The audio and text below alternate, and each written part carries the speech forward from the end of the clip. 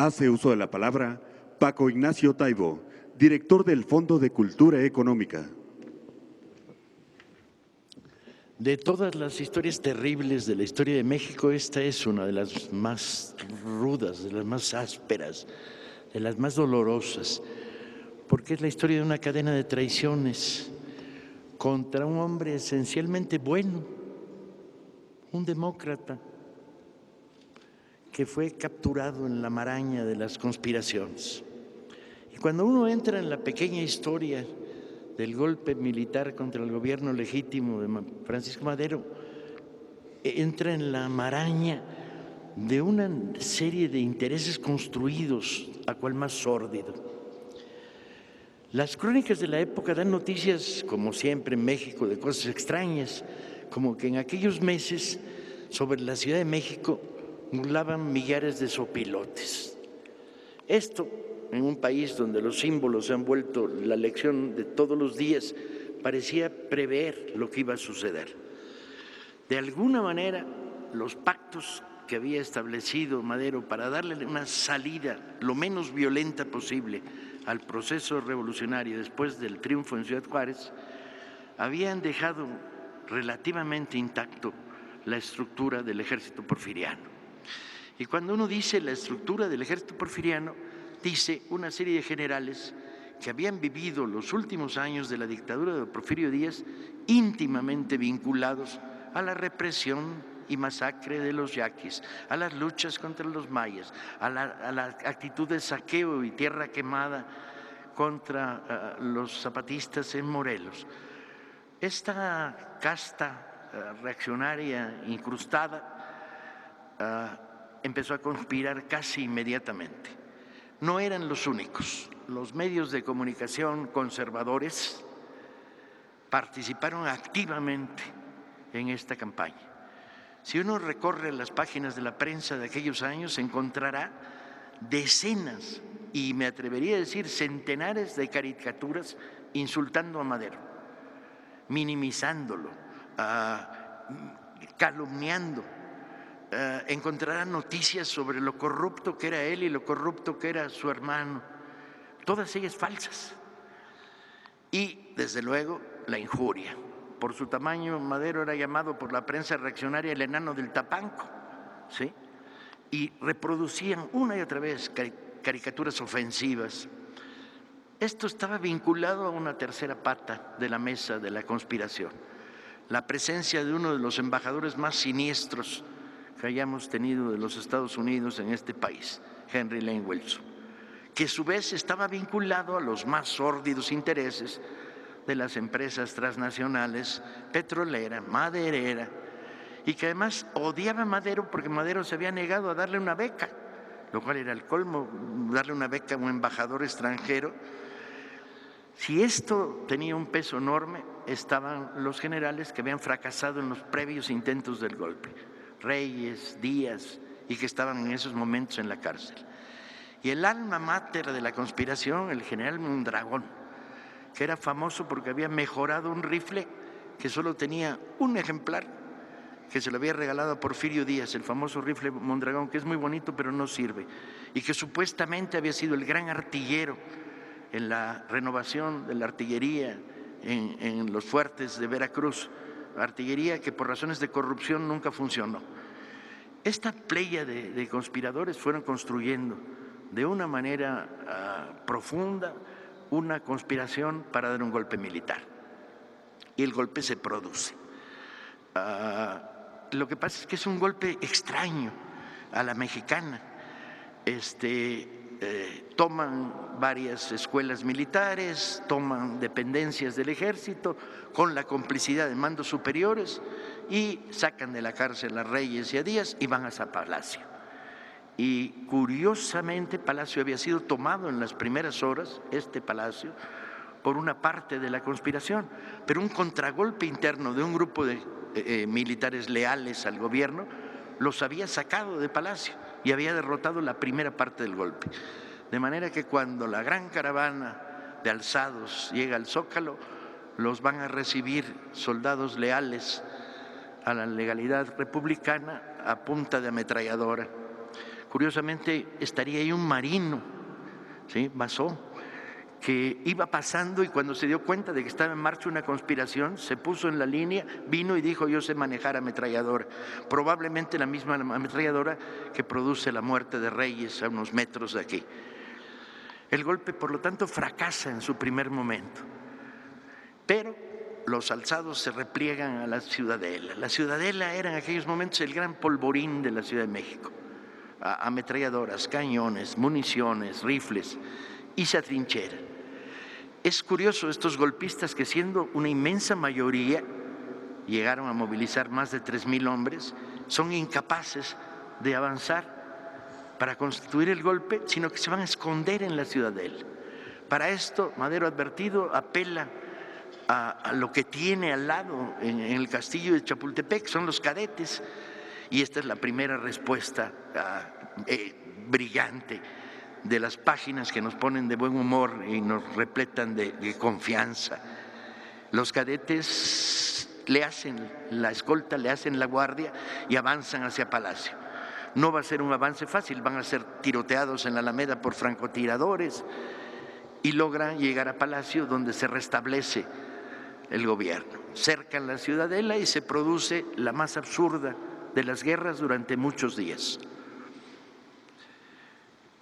Madero comete un error debido a su inocencia política y designa a cargo del ejército represor del alzamiento militar a Victoriano Huerta, que estaba en semirretiro en esos momentos, y no a Felipe Ángeles, al que manda llamar porque se encontraba en Morelos y que se hace cargo de la artillería en la represión a los alzados.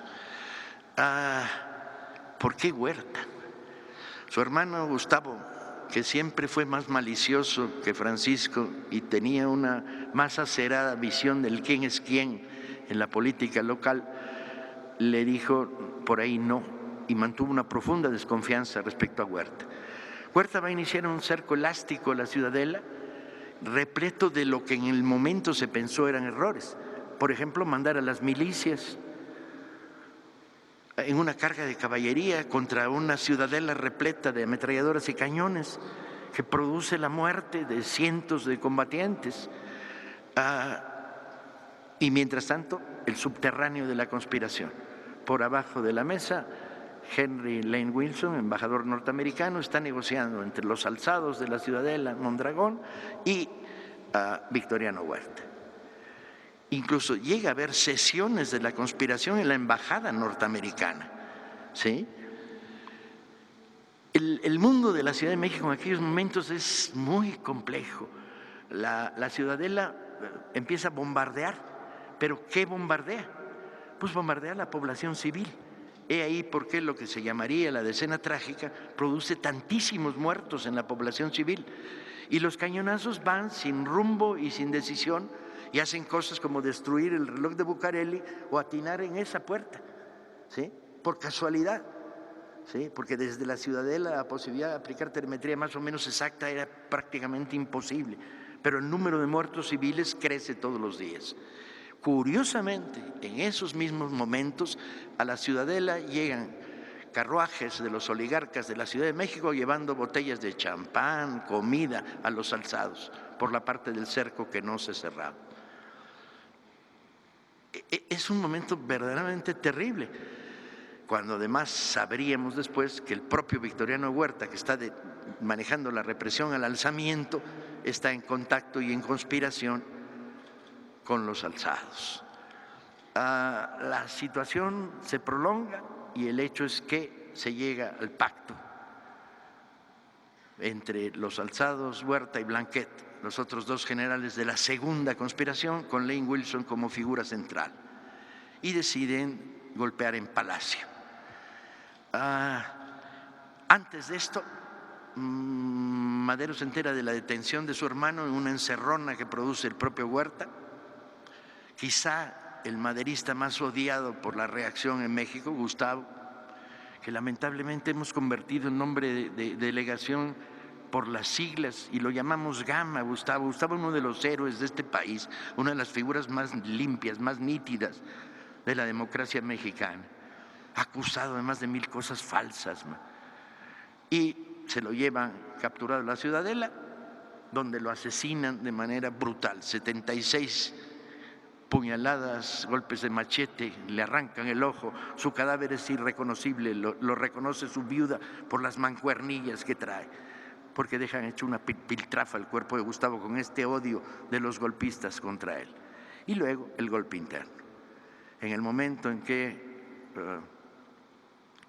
los encargados de la custodia de Palacio traicionan, Madero ya no tiene salida, trata de bajar por el elevador privado, llega al patio y en el patio lo captura.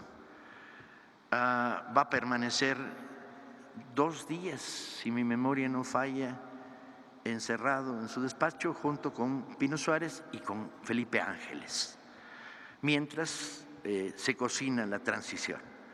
La transición que se cocina es lamentable, con una parte de los diputados perseguidos. Como ustedes sabrán, Huerta maneja una transición en la cual el ministro de Relaciones ocupa el cargo presidencial y luego renuncia, y luego Huerta, siendo ministro de Relaciones, pasa a ser presidente en funciones. Hay una conspiración positiva, digamos, por parte de algunos embajadores tratando de que Huerta no asesine a Madero, sino que lo dejen salir al exilio, y avanza.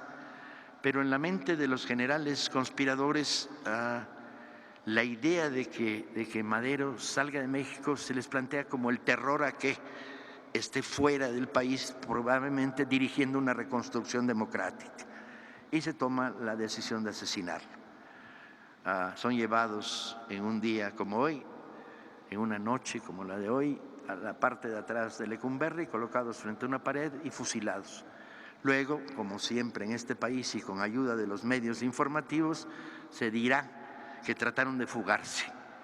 Ángeles se salva milagrosamente, básicamente porque Huerta tiene miedo a fusilar a un general ante la oposición o posible oposición de otros generales, y será condenado más tarde al destierro, del que regresará para sumarse gloriosamente con la División del Norte de Pancho Villa. Sobre el cadáver de Madero se produce, y de nuevo esta sensación de así es México, una peregrinación laica.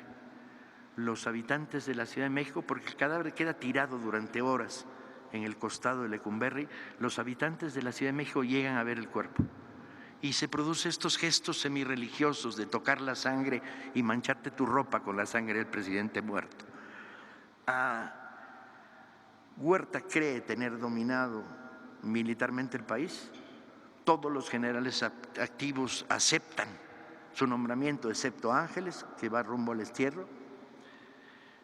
Y en 10 días hay más de 200 levantamientos civiles de milicias a lo largo y ancho de todo el país, sobre todo en aquellos lugares donde las milicias se habían construido en las fuerzas que triunfaron en la revolución contra Porfirio Díaz. Y hablamos de San Luis Potosí, de Chihuahua, el nuevo levantamiento en Morelos, los grandes levantamientos en la zona de Coahuila, los compañeros en armas en Sonora, y nace la segunda fase de la Revolución Mexicana al grito de venguemos a Madero. ¿Qué queda para los mexicanos de hoy en nuestras manos? El sobrio cariño y aprecio por la figura de Madero, un hombre valiente, sorprendentemente valiente, y un hombre que le dijo a su hermano 10 veces, respetemos la legalidad, cuidémosla, mientras Gustavo decía cuidado, o Villa le decía a Madero, ándate con cuidado porque estos curros te quieren matar. Villa, con la sabiduría popular que siempre tuvo, no se equivocaba. Queda su vocación democrática profunda, ¿sí? Queda su entrega hasta la muerte a un proyecto de reconstrucción de la nación, y quedan los brillos y las simientes que estarían en el corazón de los rebeldes del 13 que se levantan para tirar la dictadura de Porfirio, de Victoriano Huerta. Conmemorar es hacer historia, pero conmemorar no es hacer historia de placas de calle, de estatuas, de paredes. es verlo Madero, chaparrito, débil, extremadamente valiente, bajando del elevador para enfrentarse a los soldados sin armas. Es verlo encerrado en un cuarto ahí con 3 catres donde dormían él y Pino Suárez. Y Pino Suárez decía, nos van a matar seguro. Y Madero decía, no. Queda nuestra relación emocional con el pasado. Queda nuestra vocación de ver en Madero, en Francisco y Madero, la siembra de futuros mejores para vivir que han hecho ellos y millones más de mexicanos construyendo un país mejor. Rendir homenaje es contar la historia. Es que cuando tienes a un chavito de 10 años enfrente, le puedas decir, no, Madero no es un hombre de calle, o bueno, sí es un hombre de calle, pero míralo, el bigotito, esta mirada límpida, incluso sus extraños devaneos consultando a Kardec en las noches, su condición de vegetariano, que a mí siempre me preocupó mucho, a mí y a Villa. Cuando Madero invita a Villa a cenar, le da cena vegetariana y Villa dice, no, ¿a dónde vamos con como presidente de la República? Capaz si se baja del burro del maderismo. Y cuando Madero le explica su condición de visionario, etcétera, Villa lo gana y lo convence. Pero sobre todo lo gana el que Villa tenía un detector de mentiras y Madero lo pasó sobradamente. Ese Madero no queremos que se pierda, queremos que siga entre nosotros.